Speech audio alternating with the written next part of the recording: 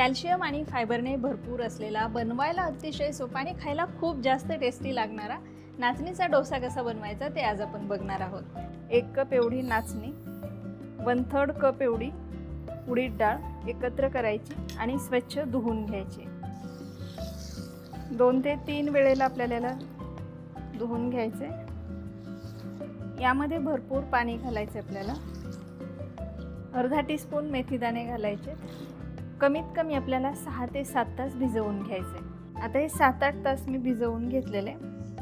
आता हे मी मिक्सरमधून बारीक करून घेणार आहे। हे मिक्सरमधून फिरवून घेतले। एका मोठ्या भांड्यामध्ये किंवा अशा बाउलमध्ये काढून घेऊया। असं एकाच डायरेक्शनने मिक्स करून घ्यायचे। आता यावर झाकण ठेवायचे आणि हे कमीत कमी 8 ते 10 तास आपल्याला फर्मेंट व्हायला ठेवायचे।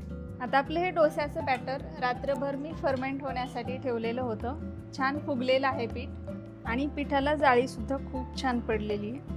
आता याच्यामध्ये आपण मीठ घालूयात आणि याला मिक्स करून घेऊयात। आता डोशाचा तवा गरम झालाय, त्यावरती आपण हे बॅटर घालूयात आणि डोसा पसरवून घेऊया।